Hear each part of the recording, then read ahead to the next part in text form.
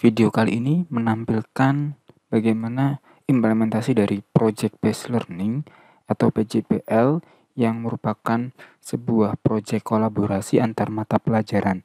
Ini menjadi salah satu contoh latihan pembuatan lembar kerja Project Based Learning kolaborasi mata pelajaran. Proyeknya adalah mata pelajaran yang berkolaborasi ada konsentrasi keahlian, matematika, dan bahasa Inggris. Kemudian fasenya adalah kami tentukan fase F kelas 12 MPLB. Untuk latar belakangnya, proyek podcast siswa ini tujuannya untuk memberikan pengalaman langsung bagi siswa dalam memproduksi konten audio dan juga dalam melakukan pemahaman materi. Tentunya pada podcast kali ini agar siswa tidak mengalami kesulitan karena kelas 12 itu juga tidak lama lagi akan melaksanakan uji kompetensi keahlian serta berbagai kegiatan di akhir mereka sebagai siswa, maka kami melibatkan guru produktif dan juga guru yang menjadi kelompok dari proyek kolaborasi mata pelajaran ini sebagai narasumber. Jadi podcast ini diharapkan dapat menjembatani antara teori dengan praktik melalui proses produksi, praproduksi sampai dengan pasca produksi. Harapannya siswa itu memiliki keterampilan soft skill seperti komunikasi, kerjasama, dan juga kreativitas. Tentu, podcast ini juga dapat menjadi sumber informasi bagaimana para siswa, para guru itu dapat berkolaborasi dalam menyampaikan sesuatu, baik itu pengetahuan ataupun keterampilan lainnya secara lebih menarik. Tema-tema yang diangkat pun kami upayakan beragam. Itu tema umum, tetapi secara spesifik nanti tema-tema itu tentu berkaitan dengan manajemen perkantoran dan layanan bisnis, baik manajemen waktu, etika, hingga inovasi. Tentu dengan proyek ini diharapkan tidak hanya bermanfaat bagi siswa karena mereka sebagai pelaku, tetapi juga berkontribusi dalam peningkatan kualitas pembelajaran di sekolah. Itu adalah latar belakang dari lembar kerja atau latar belakang dari Project Based Learning kolaborasi mata pelajaran ini. Deskripsi proyeknya, proyek podcast ini dirancang untuk memberikan pengalaman belajar yang mendalam dan relevan. Selain meningkatkan pemahaman siswa tentang konsep manajemen perkantoran, proyek ini juga bertujuan mengembangkan berbagai keterampilan seperti komunikasi, kolaborasi, dan kreativitas. Tentu dengan memproduksi podcast, siswa tidak hanya belajar tentang teori, tapi juga mempraktikkan langsung keterampilan yang dibutuhkan di dunia kerja. Melalui proyek ini diharapkan siswa dapat tumbuh menjadi individu yang kompeten, kreatif, dan siap menghadapi tantangan di masa depan. Kita juga tahu bahwa manajemen perkantoran itu memiliki mata pelajaran pilihan, dan mata pelajaran pilihan yang ada di sekolah kami adalah bisnis digital, public speaking, dan tentu untuk proyek-proyek kaitannya dengan proyek P5 ataupun proyek-proyek yang ada pada sekolah bismen di tempat kami lebih cenderung ke pembuatan konten. Maka ini menjadi salah satu proyek yang dapat mengembangkan apa yang mereka sudah dapatkan sebelum-sebelumnya. Dan mata pelajaran terkait itu ada 3 yang tadi di awal sudah kami sebutkan. Yang pertama konsentrasi keahlian MPLB, yang kedua bahasa Inggris, dan yang ketiga matematika. Dengan masing-masing mata pelajaran itu ada capaian pembelajaran yang akan dicapai, yang harapannya tercapai dari praktik podcast ini. Mulai dari konsentrasi keahlian itu ada kehumasan, media komunikasi humas, keprotokolan, kemudian bahasa Inggris itu ada mode presentasi, menyajikan informasi melalui mode presentasi, kemudian dan matematika ini ada fungsi, seperti itu. Kurang lebih nanti ketiga capaian pembelajaran ini yang akan dicapai oleh proyek ini. Tentu treatmentnya itu masing-masing mata pelajaran berbeda-beda. Untuk konsentrasi keahlian itu lebih kepada kontennya, prosesnya mungkin, kemudian bahasa Inggris adalah selain proses itu bagaimana cara mereka menyajikan saat presentasi di depan kelas, nanti ketika penilaian, dan juga untuk matematika selain prosesnya itu juga nanti kaitannya dengan komponen fungsi. Bisa juga transformasi fungsi kalau memang itu sudah ada kelanjutannya. Dan harapannya ini memodelkan situasi yang ada di dunia nyata. Nah, hasil proyeknya apa? Hasil proyeknya adalah diharapkan siswa ini dapat membuat sebuah rangkaian podcast yang membahas berbagai topik terkait manajemen perkantoran. Setiap episode nanti akan berisi wawancara dengan guru produktif dan juga guru umum yang terlibat dari kelompok proyek sebagai narasumber, serta harapannya itu akan jadi diskusi yang menarik dan informatif. Nah, tugas dan tanggung jawab masing-masing peran tentu setiap kelompok itu akan dibagi per kelompoknya masing-masing. Nah, setiap kelompok itu ada pembagian tugasnya masing-masing. Dalam satu kelas itu ada 36 siswa, sementara kami membagi menjadi 6 kelompok. Yang masing-masing kelompok itu beranggotakan 6 orang, 5-6 orang karena ada kelas yang 35, ada kelas yang 36 siswa. Nah, nanti masing-masing anak di dalam kelompok itu memiliki perannya masing-masing.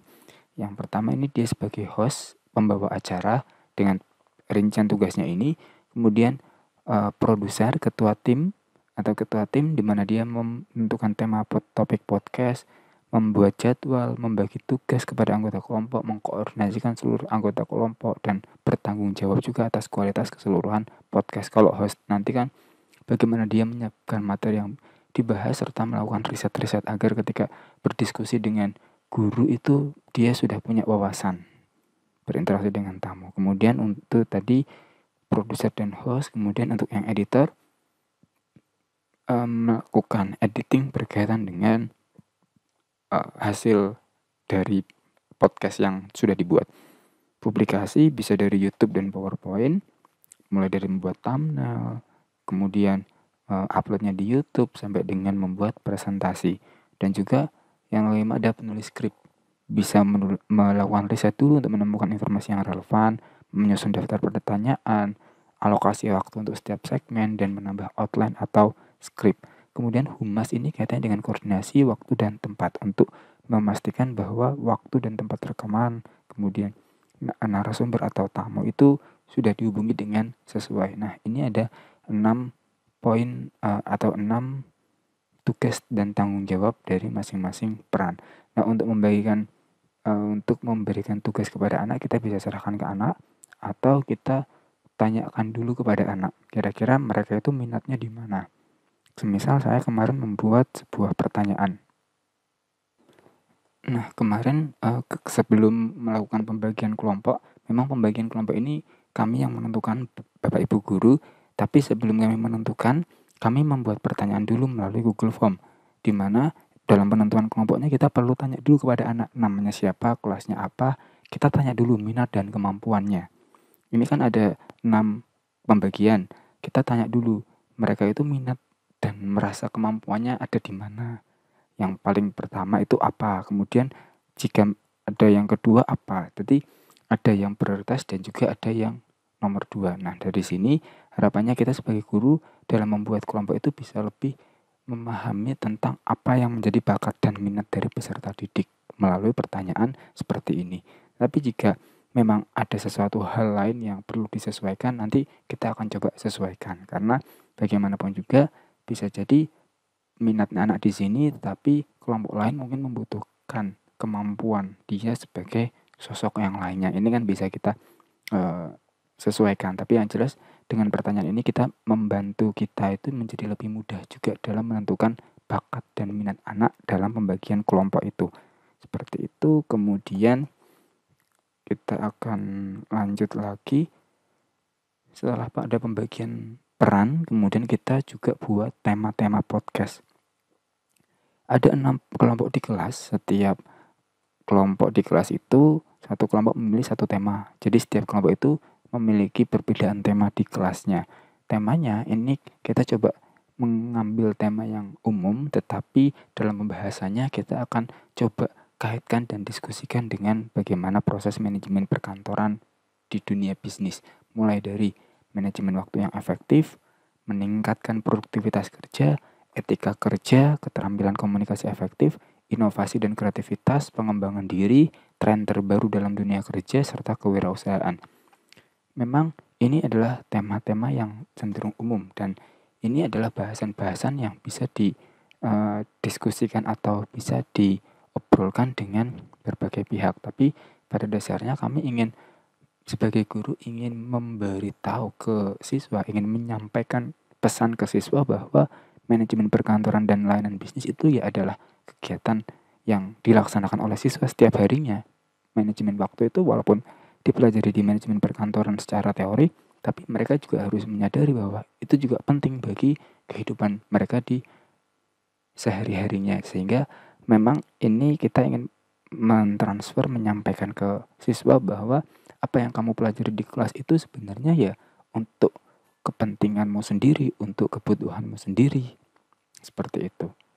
Kemudian setelah tema-tema ini ditentukan, kemudian ada timeline project. Nah, karena kita harapannya project ini selesai dalam 1 bulan, nah untuk timeline project kita bisa sesuaikan sesuai kebutuhan. Untuk anak-anak kami coba berikan waktu 1 bulan. Mulai dari minggu pertama ini perencanaan, pembentukan tim, pemilihan tema, dan penentuan episode. Kemudian tema yang dipilih dan menyusun daftar pertanyaan untuk wawancara, serta pembagian tugas dalam tim. Nah, itu ada di minggu pertama. Diskusi-diskusi juga di minggu pertama. Nah, minggu kedua dan ketiga itu ada produksi.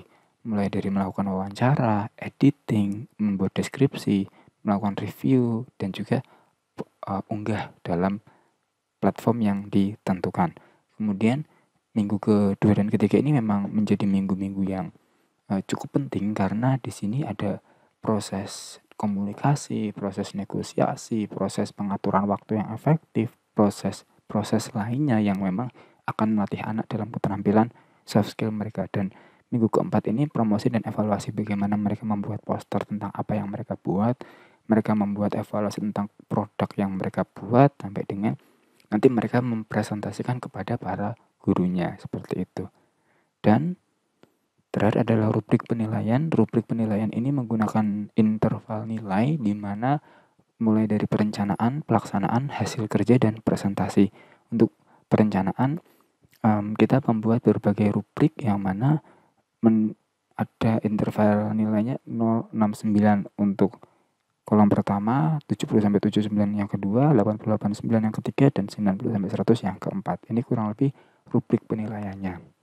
Hasil kerja, presentasi, dan harapannya ini rubrik penilaian ini menjadi pedoman atau acuan Bapak Ibu guru dalam memberikan nilai kepada anak. Nilai ini tentu nilai sumatif sehingga nanti nilai ini bisa dimasukkan dalam hasil rapor peserta didik.